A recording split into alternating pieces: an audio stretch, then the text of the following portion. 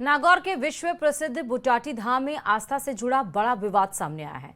13 सदस्यीय जांच समिति की रिपोर्ट में करोड़ों रुपए की कथित वित्तीय अनियमितताओं का दावा किया गया। आखिर जांच में क्या क्या सामने आया है, रिपोर्ट में देखिए।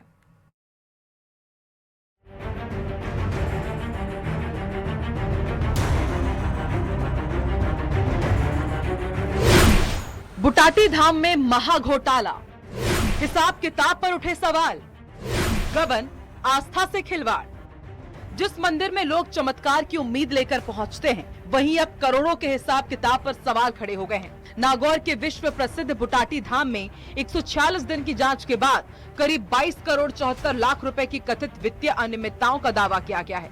सोना चांदी, दान पेटी, भोजनशाला, सीसीटीवी और बैंक अकाउंट तक जांच रिपोर्ट ने कई बड़े सवाल खड़े कर दिए हैं। जांच रिपोर्ट में सबसे पहले मंदिर की संपत्तियों और निर्माण कार्यों पर सवाल उठाए गए हैं। करीब 2 करोड़ 60 लाख रुपए की सोना चांदी की संपत्ति लेखा रिकॉर्ड में दर्ज नहीं मिली।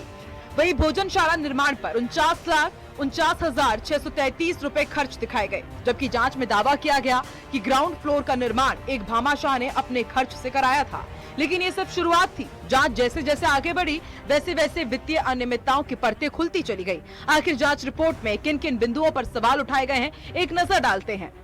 2 करोड़ 60 लाख रुपए की सोना चांदी का लेखा रिकॉर्ड नहीं मिला। भामाशाह के निर्माण पर भी मंदिर फंड से खर्च दिखाया। रसोई खर्च एक साल में 335% बढ़ा, पूरा हिसाब नहीं मिला। सीसीटीवी पर 82,41,000 रुपए खर्च। टेंडर और वाउचर पर सवाल। दान पेटी, किराया आय और बैंक अकाउंट में रकम का अंतर। गौशाला, सुरक्षा और फर्नीचर खर्च के दस्तावेज अधूरे। इसके बाद जांच टीम की नजर रसोई खर्च पर गई, जहां सिर्फ एक साल में खर्च 335% बढ़ गया। साल 2023-24 में रसोई पर करीब 26,99,000 रुपए खर्च हुए। अगले ही साल ये खर्च बढ़कर 90,64,000 रुपए तक जा पहुंचा। जांच यही नहीं रुकी। ग्राम विकास के नाम पर 31,37,000 रुपए खर्च दिखाए गए, लेकिन काम का रिकॉर्ड नहीं मिला। सुलभ कॉम्प्लेक्स से मिली 18,12,000 रुपए की किराया आय भी मुख्य खातों में दर्ज नहीं मिली। सीसीटीवी खरीद और भुगतान में भी गड़बड़ी सामने आई। जांच रिपोर्ट के मुताबिक 82,41,000 रुपए खर्च किए गए, लेकिन टेंडर नहीं मिला। वहीं 58,14,000 रुपए का भुगतान एक फर्म के नाम और वाउचर दूसरी फर्म के नाम मिले। रिपोर्ट में सुरक्षा सेवाओं पर 31,33,000 रुपए और गौशाला रखरखाव पर 17,87,000 रुपए खर्च भी जांच के घेरे में है। मरम्मत, अनुरक्षण, कंप्यूटर और फर्नीचर पर भी लाखों रुपए खर्च दिखाए गए, लेकिन कई मामलों में दस्तावेज ही नहीं मिले। आस्था पर उठे सवालों का जवाब अब प्रशासन को देना है। जांच पूरी हो चुकी है, रिपोर्ट कलेक्टर के पास है। एफआईआर से लेकर संपत्ति कुर्क करने तक की सिफारिश भी हो चुकी है। अब निगाहें इस बात पर है कि करोड़ों रुपए की कथित अनियमितताओं पर कार्रवाई कितनी तेज और कितनी सख्त होती है। नागौर से अशोक भाटी की रिपोर्ट, न्यूज़ 18 के लिए। 2 जिलों में प्रसूताओं की मौत से जुड़ी बड़ी खबर यह है कि चिकित्सा और स्वास्थ्य विभाग की टीमें जांच कर रही हैं। गजेंद्र सिंह खेमसर आज इस मुद्दे को लेकर अहम बैठक करने वाले हैं। प्रदेश के गायनिक विशेषज्ञों के साथ प्रकरणों पर आज ये बैठक होगी। चिकित्सा मंत्री के साथ आवश्यक सुधारात्मक निर्णयों पर चर्चा की जाएगी। मंगलवार को चिकित्सा और स्वास्थ्य मंत्री सीधे भीलवाड़ा जाएंगे, क्योंकि ये मामला अब देखिए थम नहीं रहा है। जोधपुर, बीकानेर, कोटा और अब सीधे भीलवाड़ा में जो प्रसूताओं की मौत हुई है और उसके बाद से हड़कंप मचा हुआ है। 2 जिलों में प्रसूताओं की मौत से जुड़ी इस वक्त की बड़ी खबर है। चिकित्सा और स्वास्थ्य विभाग आज इसको लेकर बैठक करेगा। गजेंद्र सिंह खेमसर कल भीलवाड़ा जाएंगे मंगलवार को, लेकिन आज जो गायनिक विशेषज्ञ हैं उनके साथ चिकित्सा मंत्री बैठक करेंगे कि क्या दिक्कतें आ रही हैं, क्यों इस तरह की बार बार जो सिचुएशंस हैं, जो परिस्थितियां हैं वो पैदा हो रही हैं, कहां पर कमी हो जा रही है। हालांकि कुछ दवाइयां आप देखिए उसको बैन किया गया है, कुछ दवाइयां अभी गई हैं जांच के लिए। और इसके बाद से जब 3 जिलों में यहां पर प्रसूताओं की मौत हुई सिजेरियन डिलीवरी के बाद से, तब कहा गया कि जो ओटी है वो सील कर दिया गया है। बहुत सारी चीज़ों को बदलाव उसमें किया गया है, बहुत सारी दवाइयां जो आ रही थी उसमें बदलाव किया गया है। लेकिन उसके बाद भी लगा था कि ये सिलसिला जोधपुर, बीकानेर और कोटा के बाद थम जाएगा, लेकिन ऐसा नहीं हुआ। भीलवाड़ा में भी इस तरह की समस्याएं देखने को मिली। विपक्ष एक तरफ से अग्रसर तो है, लेकिन अब इस मामले में बैठकों का दौर शुरू होगा। चिकित्सा मंत्री आज इसको लेकर जो गायनिक विशेषज्ञ हैं उनसे बातचीत करेंगे कि क्या प्रॉब्लम्स आ रही हैं, क्योंकि चिकित्सा मंत्री तो पहले कह चुके हैं कि ये बड़े अस्पताल से ये रेफरल केस होते हैं, यानी कि इनकी सिचुएशंस, जो परिस्थितियां होती है वो काफ़ी ज़्यादा गंभीर होती हैं, ये सीरियस पेशेंट्स होते हैं। और अब आज देखना होगा कि बैठक में क्या कुछ स्वास्थ्य मंत्री कहते हैं।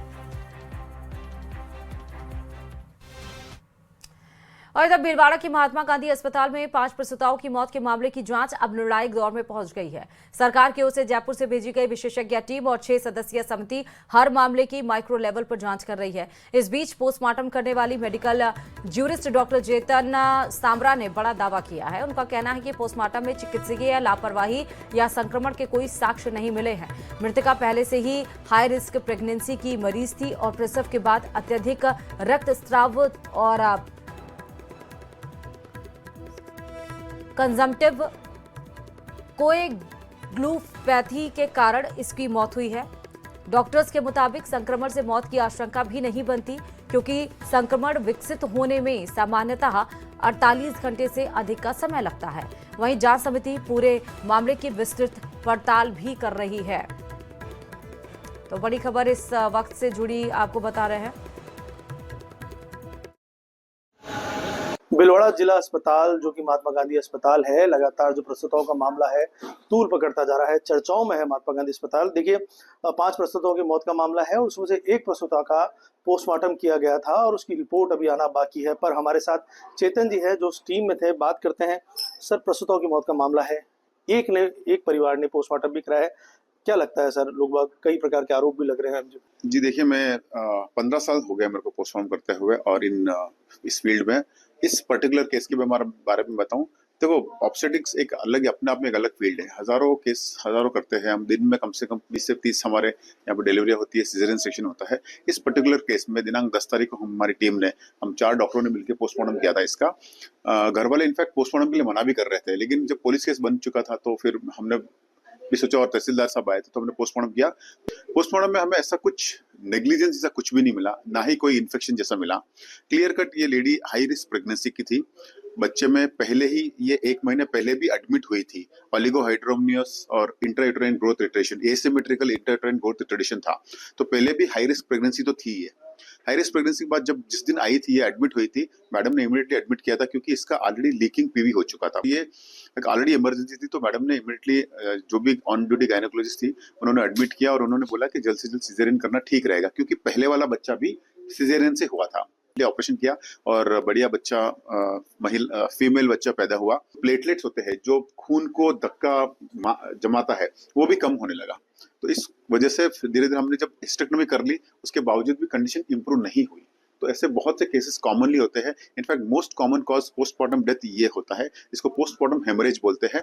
इसकी वजह से हुए कंजम्पटिव कोएगुलोपैथी और वेरियस कंडीशन होने से ये डेथ हुई है। जो 2 सदस्य डॉक्टर यहाँ पर पहुंचे हैं जांच करने के लिए, वो क्या अपनी रिपोर्ट में ले जाते हैं और जयपुर जाके जो उच्च अधिकारी हैं उनसे क्या रिपोर्ट शेयर करते हैं? वीडियो जर्नलिस्ट अंकुश सनाटे के साथ राहुल कौशिक, न्यूज़ 18 भीलवाड़ा। चलिए, अजमेर से इस बीच बड़ी खबर है। 12 जुलाई से 18 जुलाई तक सीनियर टीचर भर्ती परीक्षा आयोजित हो गई है। आज दूसरे दिन भी ये परीक्षा जारी है। सुबह 10 बजे से लेकर 12 बजे तक ग्रुप बी का सामान्य ज्ञान का पेपर आयोजित होगा। दोपहर 3 बजे से लेकर 5:30 बजे तक शाम के हिंदी का पेपर आयोजित होगा, यानी कि 2 पारियों में परीक्षा होगी। आरपीएससी की ओर से 9,651 पदों के लिए परीक्षा आयोजित की गई है। 27 जिलों में 1221 परीक्षा केंद्र पर यह परीक्षा आयोजित हो रही है। 2 पारियों में आयोजित होने वाली इस परीक्षा को लेकर कई सुरक्षा के इंतजाम किए गए हैं। फोटो मिलान और एडमिट कार्ड चेक करने के बाद ही एंट्री यहां पर दी जा रही है। अनुचित साधन और नकल पर विशेष फोकस रखा गया है।